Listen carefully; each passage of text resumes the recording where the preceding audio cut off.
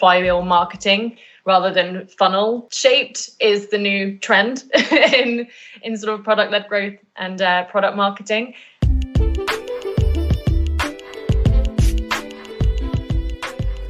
Hi, I'm your host, Magali Pellissier, and I'm a product manager. Each week, I show you the other side of a product. I interview the people who contribute to making products a success. They are engineers, writers, marketers, support analysts, UX designers, or even salespeople. Not only will I give them the credit they deserve, but we will uncover what makes a good product and product manager from their perspectives.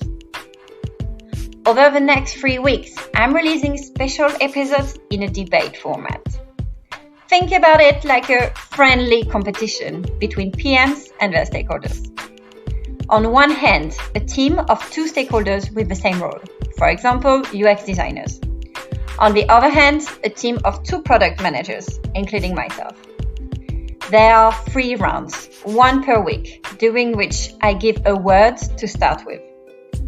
Each person shares the first word that comes to their mind when they hear it. And we discuss, debate, share our perspectives. At the end of each episode, we vote, and the person who came up with the best word wins a point for their team. There will be debates, battles, and hopefully some alignment between PMs and their stakeholders. Stakeholder management is a key skill for product managers. So just as you are obsessed with listening to your customers, let's hear from your stakeholders.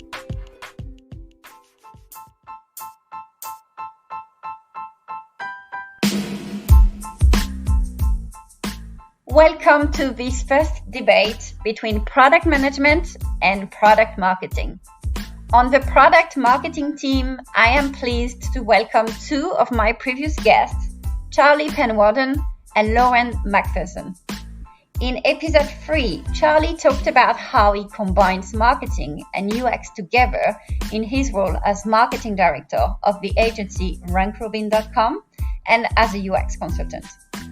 Charlie has worked on a number of exciting projects for in-house teams, agencies, and startups with a variety of clients, including one of the world's first adaptability assessment platforms in AQ&I, online course enhancement to the FutureLearn platform, and events management software for AstraZeneca. In episode 4, I discussed with Lauren, who is the CCO at the product studio Eli5 and its sister company Noco. Day-to-day, she is responsible for planning and executing the business development, sales, and marketing strategies for both companies. She also works on the validation and launch of the in-house product Eli5 creates.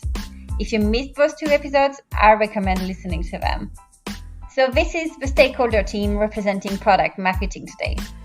In team product management now, I am pleased to welcome Daryl Edwards, who is currently the Director of Product at Rhythm Software, an association management software company. At Rhythm Software, he leads the effort to build the right product for membership associations. Daryl is passionate about a customer-driven approach being the key to achieving product market fit.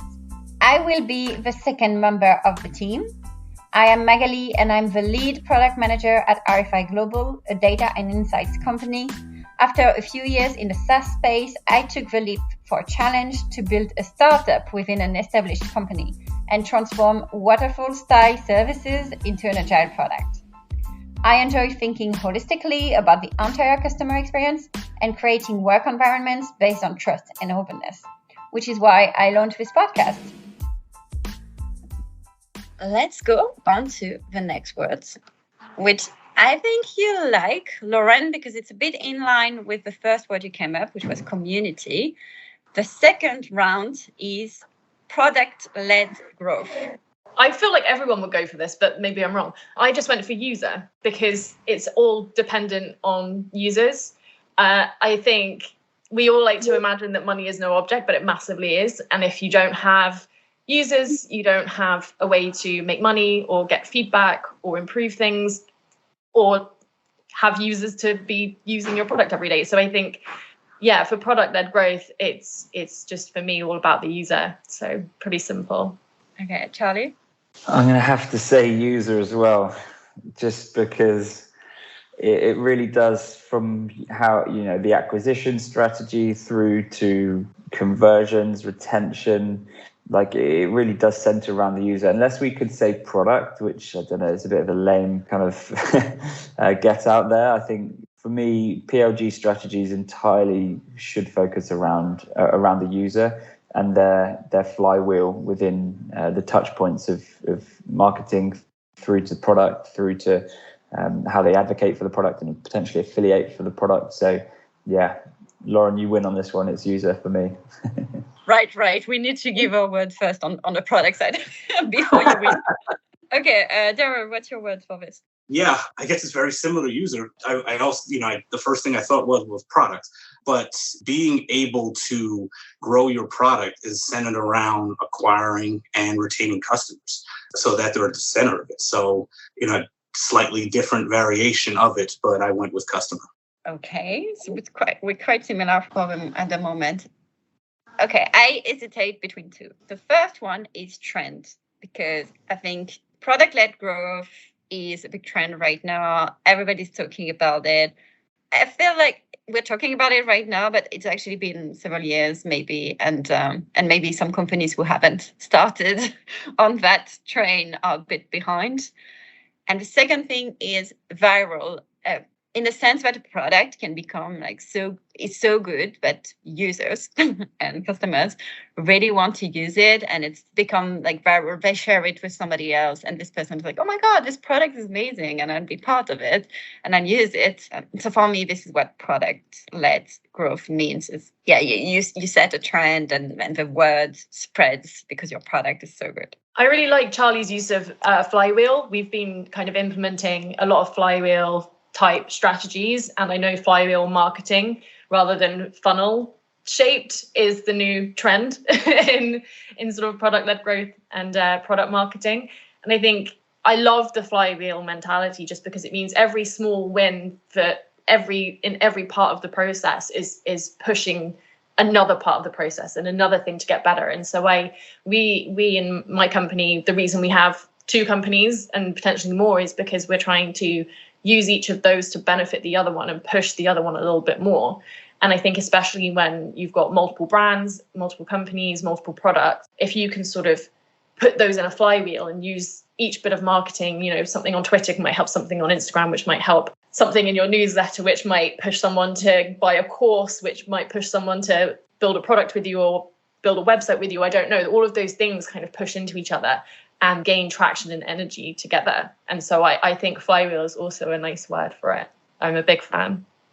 Yeah, I would add, I think I've just found another word for product-led growth, and I would say philosophy. And this is, again, Lauren, what you're talking around the flywheel, it's not necessarily to get involved in the details so much, but it's to understand the philosophy, and the decisions are based on that philosophy. So whereas before you look at a typical funnel and, create content for top of funnel that helps somebody go, help them move through the process and, get involved with the product. And it's very linear in that sense, but nothing we really do now online is so linear. So making sure that philosophy is taken, understood and properly understood within departments that may not touch marketing is really, really helpful, because then you start making acquisition decisions, like you said, Lauren, on making sure that you have this sense of a continual cycle and that flywheel, that it all helps itself. If it's affiliate programs to then promote you on social media, that then fills the top of the funnel or starts the next part of the flywheel again, and then you just create this this really strong user acquisition and retention flywheel that is just it's brilliant to watch that in action. And I would say philosophy just underpins that all for me. Do you think, Daryl, that your company has embraced this philosophy of product-led growth, and you're thinking about the different touch points as opposed to thinking of user acquisition in a traditional funnel? I don't know that my company currently has. I think that's what we're training for, right? Trying to put our product at the center of why we are going to be able to raise our, double our ARR in, this year, or how we're going to keep our customers. So I think that we have taken steps, as we've grown. We just launched in 2019. I think, as we've taken step and acquired new customers and have been titled a disruptor in the market, I think we're headed in that direction, headed towards that philosophy. So Lauren and Charlie, you're quite familiar with that philosophy. What could product organizations do to move more quickly to that kind of mindset? I don't know if it's moving more quickly towards it. I think it's just establishing an ecosystem where you're not just thinking about that one thing, you're thinking about how it could possibly link into other aspects of your business or into other products. I think it's just, if you want to bring it into your company, I think it's just about communication and about making sure that everyone is aware of what the top line strategy is and the top line goals, but then also how that all feeds down into the smaller things. And I think one of the things our company does is we communicate really well. So we have stand-ups 3 times a week. Every day we let each other know what we did the day before, what we're planning to do that day. And we have demo sessions every week. We have a company meeting every month. And so there's not too much that's overwhelming and we get sick of each other. But I think there's enough that I know every day what each person's working on. And so then I know, well, we can market this, or we'll have a case study at the end of this. And I think making sure that we have a system in place so that we can see where every sprint is, and at the end of that sprint, what we'll have, and hey, what can we use that for? Can we post about it? Can we use that in a pitch deck for a customer? Is there a certain subset of clients in our CRM that we want to let know that we're doing that? And I think one of the things we realized a couple of weeks ago when we sort of had a big meeting was that our customers aren't always aware of all the different things that we can do. And so we need to find a way to let them know and sort of keep in touch and demonstrate all of these things. And so I think it's just communication and constantly making sure that as many people as possible, not just in marketing, are aware of what everybody else is doing and how that could help them. It's useful for me to know because then I can sell and market things.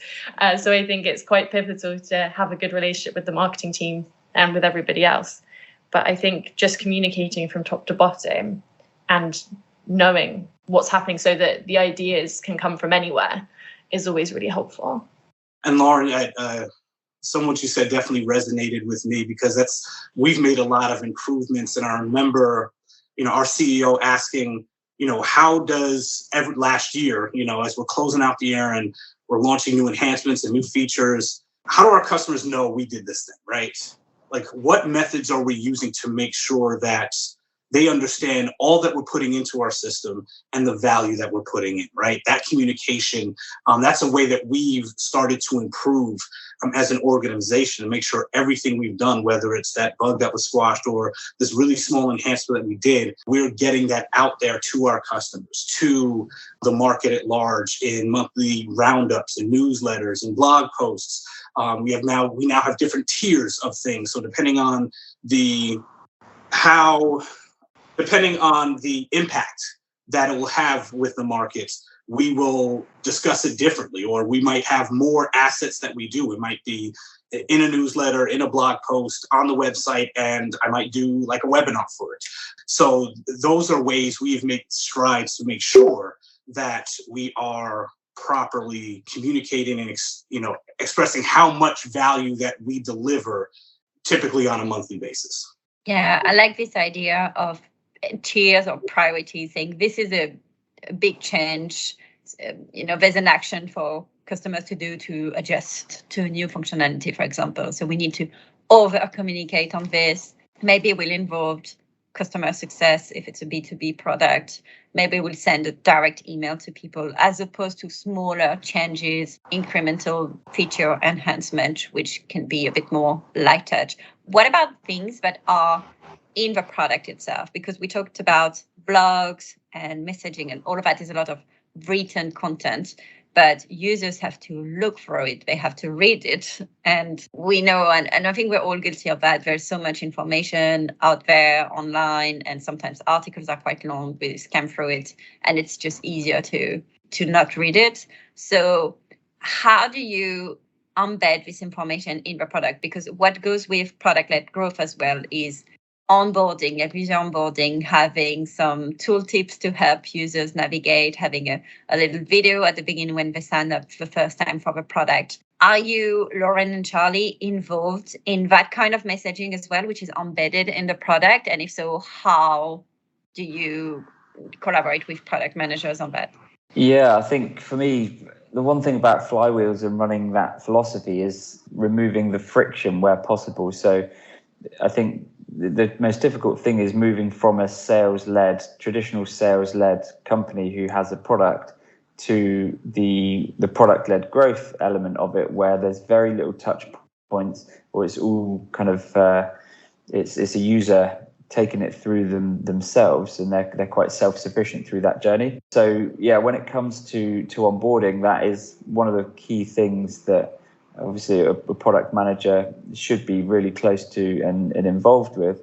But I would say if your company uses a flywheel philosophy, then absolutely product marketing should be involved in that, because you're planting the seeds for potential affiliate messaging further down the line if you start off with onboarding. So if you started off and gamified the onboarding, for example, then they start to gain tokens or discounts, or like that is a really great way of driving product-led growth. And I would absolutely advocate that marketing at least has oversight, if not writes the communications through that. They obviously have to be technically correct for the product, but yeah, I would say small messages, lots, little and often, all throughout the product really helps keep that flywheel spinning.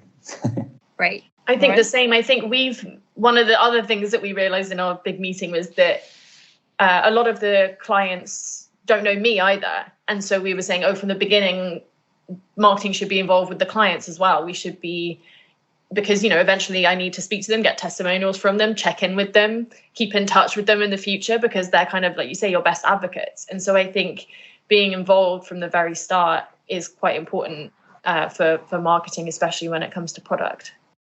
Good. So we had customer, or trend/viral. So I think user wins. Agreed. Cool. Okay, so that's 1 point for the product marketing team. All to play for. Cool.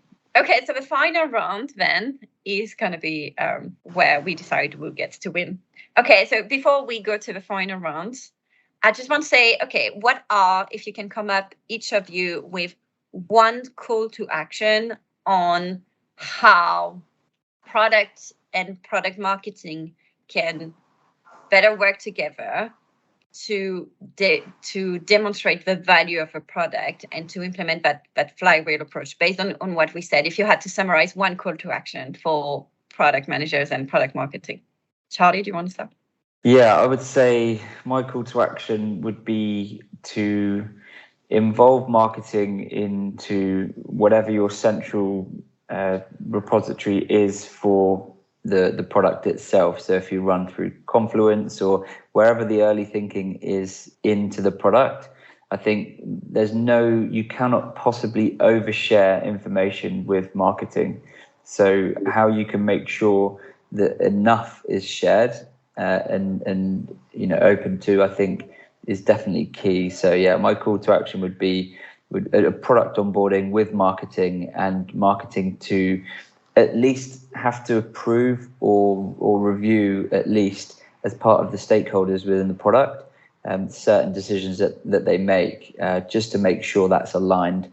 And it doesn't matter if it's not on a product-led growth philosophy, but it definitely matters if you're running that flywheel.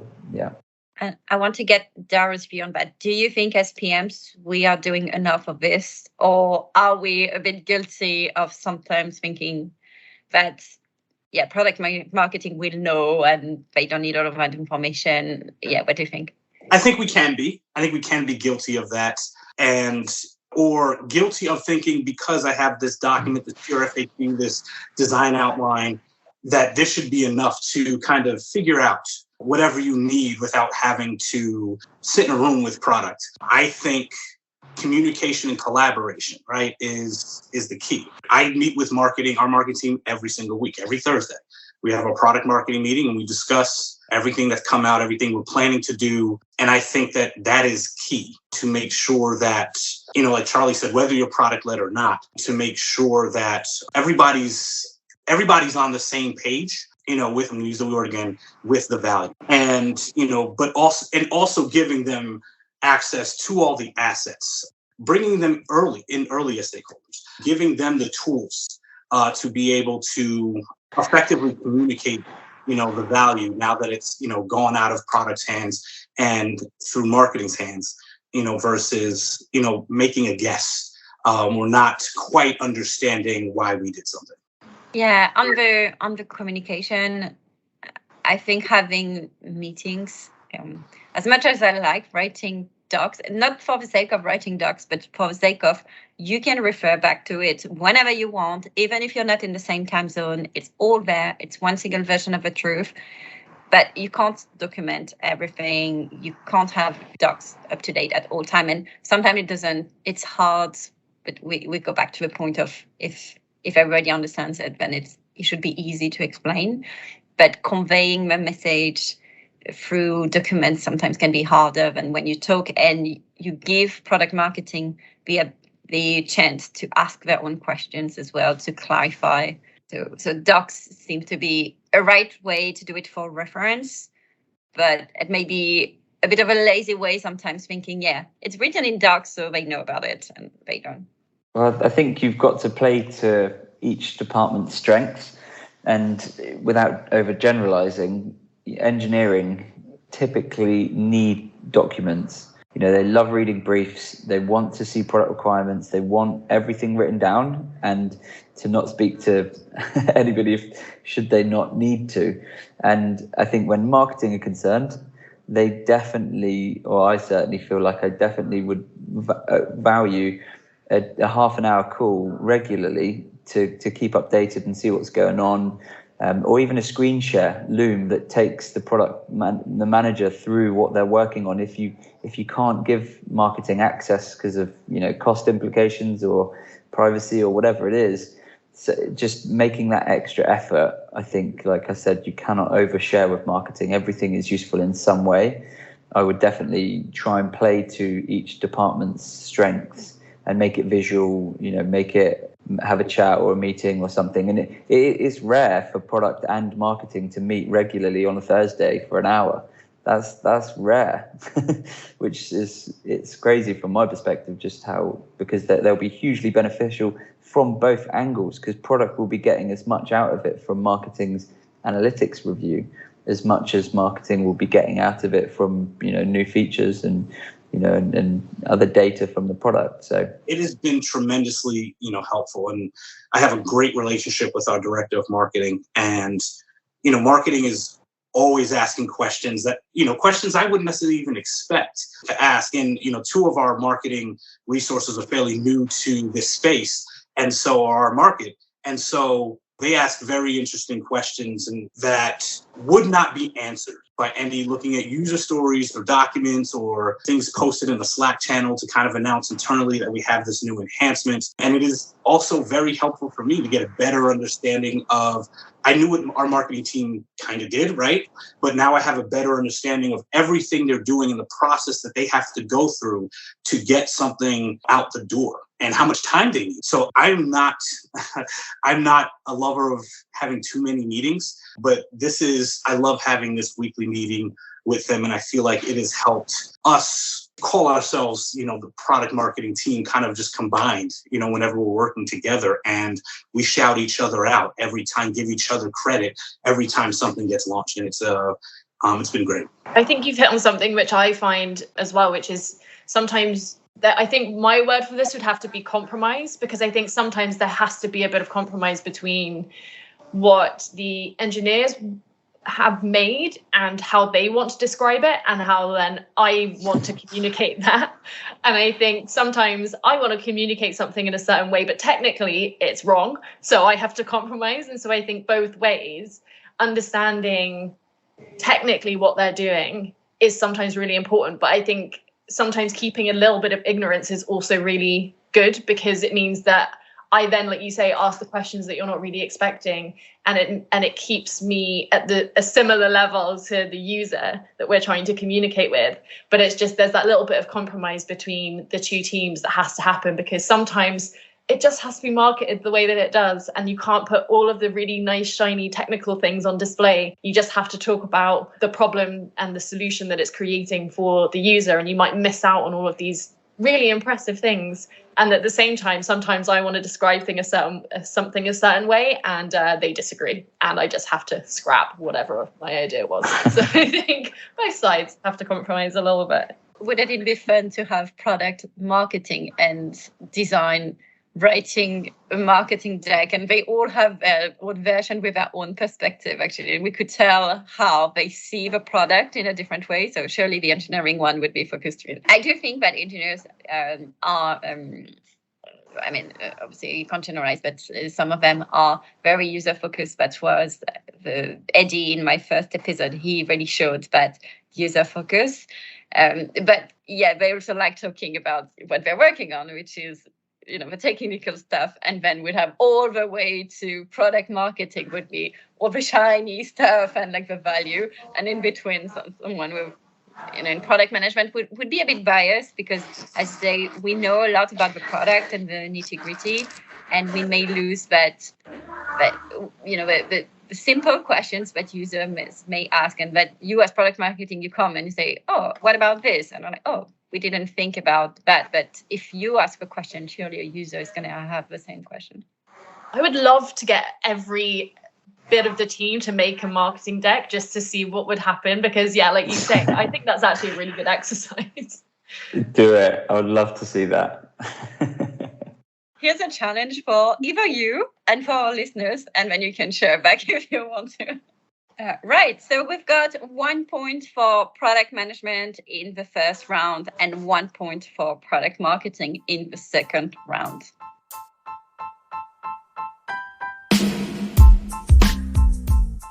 Thank you everyone for taking the time to listen to this podcast. I hope you enjoyed this episode and that it has enabled you to understand your stakeholder and inspired you to better work with them to make successful products. If so, please share the link with your friends and colleagues. And if you want to suggest some topics, some guests, if you have questions you'd like me to ask during the interviews, or if you have any feedback, you can write to me at magalipellissier@hotmail.fr.